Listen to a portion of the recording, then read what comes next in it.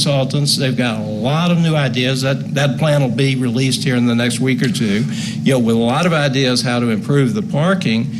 I'll give you a really simple one. And, I'm a capitalist. Okay. I believe in the free market. Okay. Well, what if you just let the free market decide? Right now the parking's $5. And they're saying nobody will walk. Well, actually, some people will walk even for $5. Oh, yes. But, let's just make it $10. And then let's put some signs out saying, free parking this way, $10 parking this way. You tell me how long it'll take to figure out that we really don't need all that Greensward parking. Exactly. So, simple. Hey, Mike, Yes. I just want to say, hey, Mike. Yes, sir. I just want to, Mr. Slater, I want to appreciate the Police Association, the back guys, okay? Got to give Mike the kudos for that. I mean, Mike been behind that all the community. And Oh, yeah. I'm glad that the Police Association is back, guys, okay? Well, we have a lot of police officers that live in this city that actually care about Overton Park absolutely. as well. So they utilize it too. So, but thank you so much, Mr. McKinney. Thanks, Mr. McKinney. Okay. You're going to tell us a bit about the history? Yeah, this park was designed, to be our central park. We may get there, may not. Welcome to Wake Up Memphis from Behind the Badge. Go ahead. Mike, Eli. What's going on, Mr. Eli? I was at the zoo and I sat down and listened to it and listened to it and listened to it. Uh-huh. Oh, okay. And the people are making a good point about it. It really was. Why take this away from them? I mean, we need this. Exactly. This is something that everybody's well with and everybody knows about. They Yes. go there. Yes.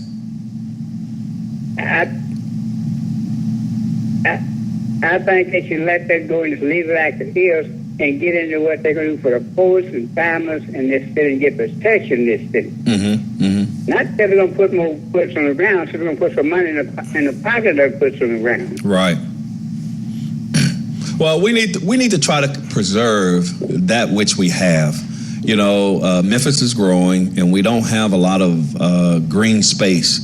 And that's one of the big things that's coming down the pike and everybody's been talking about. When you talk about the Green Line, when you talk about trying to preserve those natural spaces, and that's one of the natural spaces in this city that we should be trying to hold on to and to preserve so that my kids and my grandkids and their grandkids will have at least a space in this city that they can go to and just kind of have a good time, and then mosey on into the zoo because, hey, I spend money to go to the zoo because my daughter loves to go to the zoo. So, and almost any city that I visit, and when I was in the military traveling all over the world, I have a love for zoos. I know I'm one of them guys, I guess, but I would go to every zoo in every city that I ever visited. I've done the same thing. Yeah, because I love it. I love hanging out with the animals.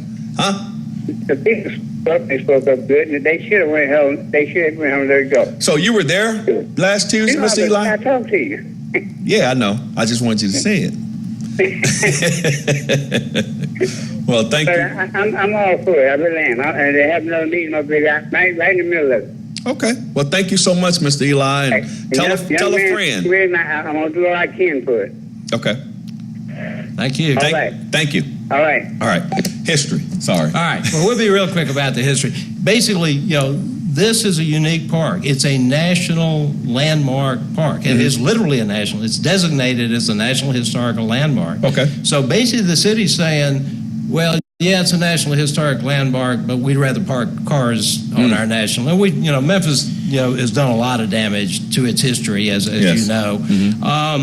So, that I talked about the fact that we're a landmark legally by having this Supreme Court suit, and now the city saying, well, we really don't care about that. We're also, we have a unique resource in that old forest. We really hadn't talked about the old forest, but there's another 140 acres of woodland. It's a 342-acre park. It's a wonderful facility. Well, that old forest is 10,000 years old. That land has been there, not the same trees, obviously, but as old growth forest land since the last ice age. And so when people got upset about bulldozing those trees, they were saying, hey, we're bulldozing something that's unique. There is no other city in the United States that has an urban old-growth forest like that. Now, Really? there's some that, I think Portland has one sort of out on the outskirts, but right in the middle of the city, we've got something nobody else in the United States has, and we've got to protect it. I mean, it is such a unique resource, and I think we need, the more folks will get out there and really enjoy it, and get out there and walk the trails. I mean, it's an incredible opportunity, and then, I know that one of your big issues is, the young men of the community and Yes. community centers, and how are we going to Yes. give them opportunities? Yes. Well, the only opportunity most of those young men would have to see, be out there in the green environment is to go for a walk in Overland Park. I mean, they don't get to go to a national park. Exactly.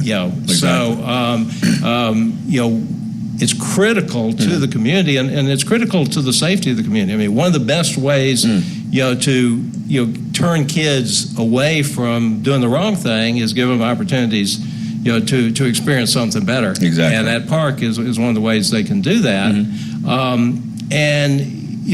So preserving it is not just it's not a you versus me issue. Right. It is an issue of how are we going to make this a better city. And I, to be honest with you, I just don't understand how, the zoo and city council misses this point. I just don't get it. We got about 1 minute. Real quick, tell the people, if you could tell them anything about trying to help out or trying to save the Greensward, what would you say? I would say, call the city council and say, this park matters. And, and to be honest with you, call them and let them know you're not a Midtowner. You're just a Memphian, and you care. Okay. And that it's important to you, not just a bunch of us in Midtown, but to the whole city. Is there a website or something they can visit? If they really want to learn a lot more, go to Facebook is the best place to go. Okay. And there's a site called Stop Hurting Overton Park. Okay. And you can learn a whole lot about this issue, and you have a chance to participate. If you want to speak up and say something, you can do it right there. Okay. I just want to say thank you to Mr. John Slater for coming in and educating us on the Overton Park issue. And this has been Wake Up Memphis from Behind the Badge, brought to you by the men and women of the Memphis Police Association. And you're always welcome to come back at any time. And we thank you so much for educating us on the issue of Overton Park. Be strong, be blessed, and be encouraged. See you next week.